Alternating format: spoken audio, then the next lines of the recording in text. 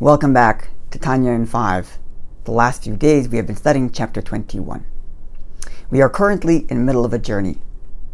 We're on a journey to understand how every sin is an act of detachment from God, and every mitzvah is to attach oneself to God. And should we understand this truth, then our existential self, which is inherently attached to God, would never allow us to do a sin and would motivate us continuously to do mitzvahs. We began this journey by understanding the relationship between God and creation. In chapter 20, we established that the divine investure in creating our universe, and indeed all the universes, is metaphorically described as speech. In the same way, a couple of words that I utter make no difference to my essential self and do not diminish me in any way, so too all of creation is of no consequence to God's infinite self, and the fact that He has invested a little bit of energy in creating our world does not change His true infinitude. Now in chapter 21, the Alter Rebbe adds another layer. And this is in the way speech for us is different from speech for God. Our speech leaves our person. I stand here and the words come out of me. For God, there is no room outside of Him. So all of the speech that He speaks remains within Him. It's more like our thoughts. Our thoughts do not leave us. And because they don't leave us, our thoughts have no independence from us.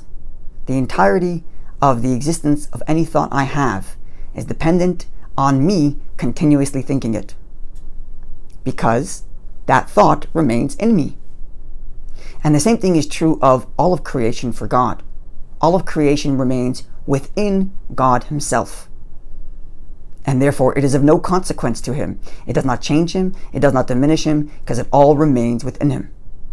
So not only is it, as we explained in chapter 20, that it is a very tiny, minute amount of energy required for God to create this world. It's a finite world, and therefore requires finite energy, and therefore is of no significance to His infinite self. Not only that, but that finite, tiny amount of energy never even left Him. It all remains submerged within His own self. Well, if that's the case, why are we calling it speech? Why do we refer to creation as speech at all if it never leaves God? Now the truth is, the only reason we refer to it as a speech is because of our perspective, the perspective of the created beings, from the perspective of our reality. God is not the only reality.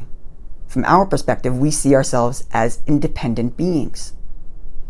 And in order for God to create a reality that sees itself as independent from Him, He must conceal His truth.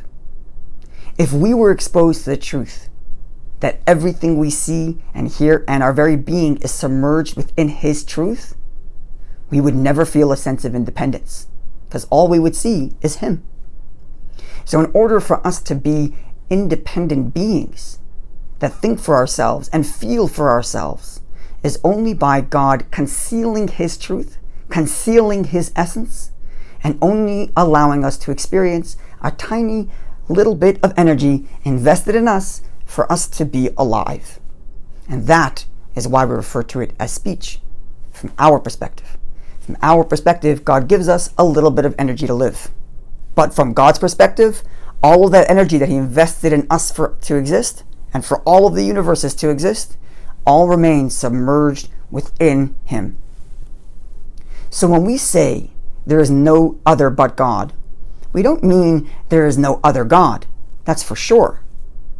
What we mean is there is no reality other than God, period. Nothing else exists other than Him.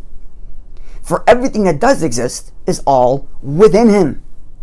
So He remains perfectly alone before the world is created, and remains perfectly alone even as all the worlds exist, because they all exist within Him. And they don't change His oneness and aloneness, if you will. The takeaway from all of this is that in chapter 20 we said the takeaway was that we should consider that our world is insignificant compared to God's infinitude. But one might counter-argue and say, it's true, we are insignificant to God's infinitude, and therefore we are infinitely distant from Him. And that might make someone feel alone in this world of insignificance. But now we discover that there is no place outside of God. In the darkest, deepest corner of the world or of your mind that you might go, God is there too.